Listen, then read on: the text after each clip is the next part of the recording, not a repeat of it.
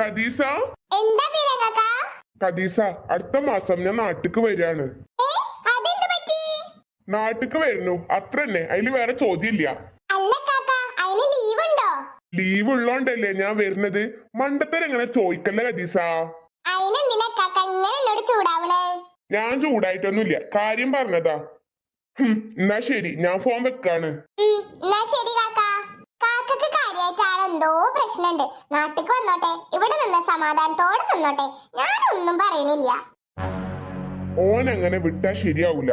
എത്രയും പെട്ടെന്ന് നാട്ടിക്ക് എത്തണം. എന്റെ ആയിഷമോളെ എനിക്ക് കണ്ണ് നിറയെ കാണണം. എന്റെ കുട്ടീനെ എന്റെ അടുത്തുനിന്ന് കൊണ്ടുപോകുമ്പോ ഓൻ എന്ത് പറഞ്ഞിട്ടാ കൊണ്ടുപോയത്? എപ്പ വേണമെങ്കിലും എനിക്ക് വന്ന് കാണാന്ന്. എന്നിട്ടിപ്പോ എന്താ ഉണ്ടായത്? ഫോൺ വിളിച്ചിട്ട് ഫോൺ തന്നെ എടുക്കണില്ല. സ്വിച്ച് ഓഫ് തന്നെയാ പറയണത്. ഫോൺ എന്നെ ചതിച്ചു തന്നെ എനിക്ക് തോന്നുന്നത്. പൊന്നാര മോനെ, അന്ന ഞാൻ വിടൂല.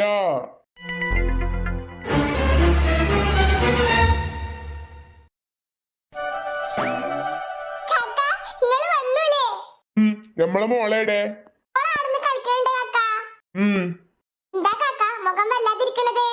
ഏയ് ഒന്നുമില്ല. യാത്ര ചെയ്ത ക്ഷീണയിക്കൂലേ മുഖത്ത്? കാക്കക്ക് എന്താ എന്നെ കണ്ടിട്ടൊരു സന്തോഷമില്ലാത്തേ? സന്തോഷമൊക്കെ ഉണ്ടല്ലോ, എനിക്ക് സന്തോഷത്തിന് യാതൊരു വിധ കുറവില്ല. പക്ഷെ ഇക്കാക്കന്റെ മുഖത്ത് തീരെ സന്തോഷം കാണുന്നില്ല. അതെനിക്ക് വെറുതെ തോന്നാണ് കദീസ. ഇക്കാക്ക പോയിട്ട് ഫ്രഷ് ആവും, ഞാൻ അപ്പോഴത്തേക്കും ഭക്ഷണം എടുത്തു വെക്കാം. ശരി, ഞാനെന്നാ പോയൊന്ന് ഫ്രഷ് ആവട്ടെ. കാര്യായിട്ട് എന്തൊക്കെയോ പ്രശ്നങ്ങൾ ബീരാങ്കാക്കൊക്കെ ഉണ്ട്. കാക്ക ഒന്നും എന്നോട് തുറന്ന് പറയണില്ല. ഗൾഫിൽ നിന്ന് വന്ന വരവാണ്, കണ്ടാ പറയോ?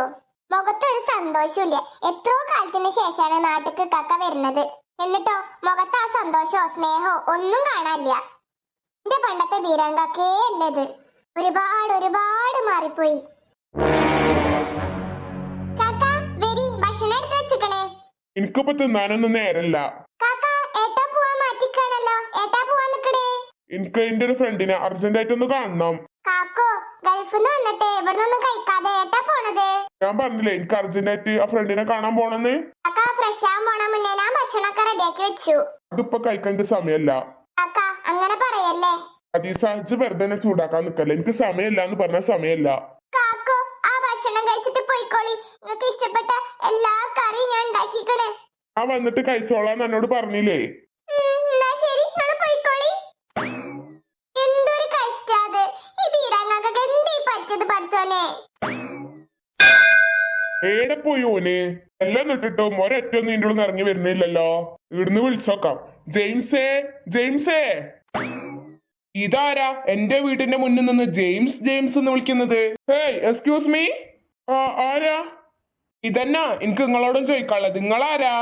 അത് പിന്നെ ഈ വീട്ടിലുള്ള ജെയിംസ്. ഗെയിംസോ? ജെയിംസ് അല്ല, ഈ വീട്ടിലെ പണ്ട് താമസിച്ചിരുന്ന ഒരു ജെയിംസ്. ഈ വീട്ടിലിപ്പോ താമസിക്കുന്നത് ഗെയിംസും പപ്സും ഒന്നല്ല. ദേ ഈ ഞാനാ തോമസ് ഊട്ടി. അപ്പോ അവൻ ഇവിടെ പോയി? എവൻ? അത് പിന്നെ ഈ വീട്ടിൽ പണ്ട് താമസിച്ചിരുന്ന എന്റെ ഒരു ഫ്രണ്ട് ഉണ്ടായിരുന്നു.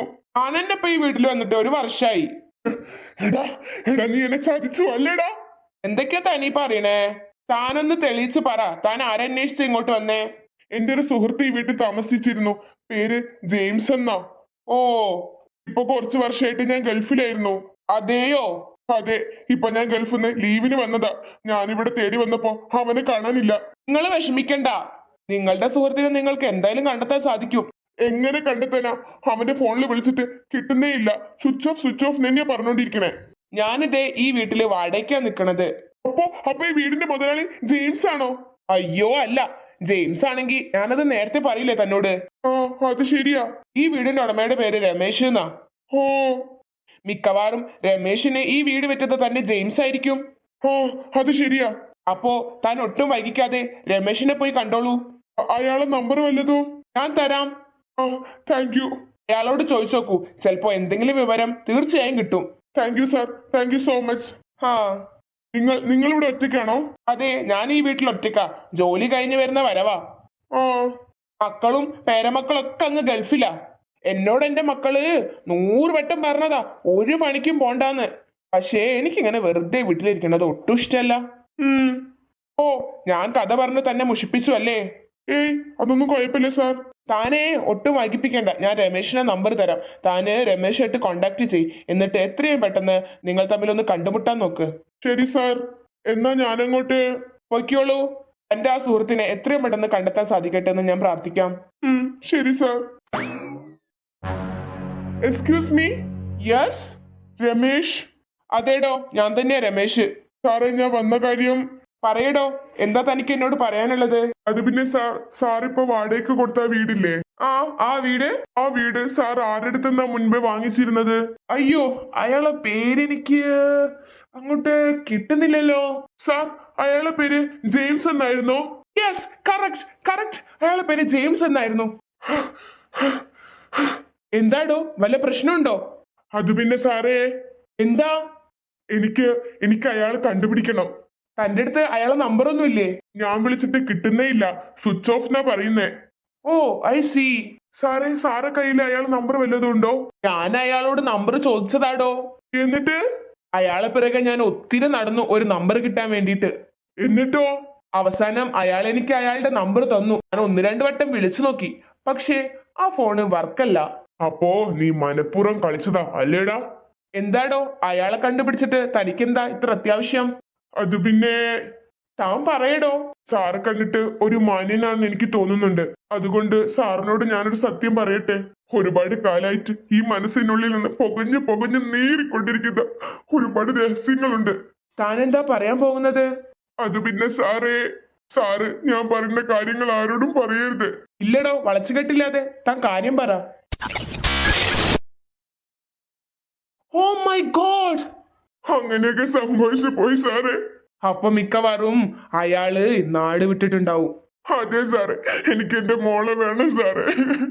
എടോ, ഒരു 10 കുഞ്ഞുണ്ടായാലും അതിലൊരു കുഞ്ഞിനെ ആര് ചോദിച്ചാലും നമ്മൾ കൊടുക്കില്ല. തെറ്റ് പറ്റിപ്പോയി സാറേ.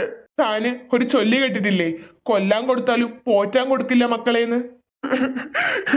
സംഭവിച്ചു പോയി സാറേ. താൻ പേടിക്കണ്ട, തന്റെ കൂടെ ഞാനുണ്ട്. ഈ രഹസ്യം മനസ്സിൽ അടുക്കി പിടിക്കാൻ തുടങ്ങിയിട്ട് കാലങ്ങൾ കുറേയായി. എന്നെ കൊണ്ട് ഇനി പറ്റില്ല സാറേ. സാർ എന്റെ കൂടെ നിൽക്കണം. താൻ ഭയപ്പെടണ്ടടോ, തന്റെ കൂടെ ഞാനുണ്ട്. അയാളെ നമ്മൾ കണ്ടുപിടിച്ചിരിക്കും. തന്റെ മോളെ തനിക്കെന്നെ തന്നിരിക്കും. അയാൾ എവിടെയുണ്ടെന്ന് ആദ്യം നമുക്ക് കണ്ടുപിടിക്കണം. അതെ സാറേ.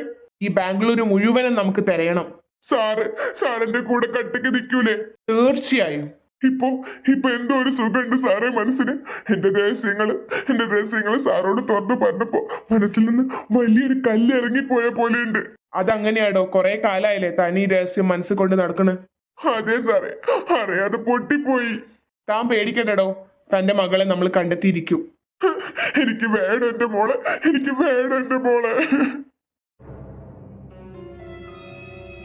വീഡിയോ കാണുന്ന എല്ലാ കൂട്ടുകാരും നമ്മുടെ ചാനൽ മറക്കാതെ സബ്സ്ക്രൈബ് ചെയ്തേക്കണേ.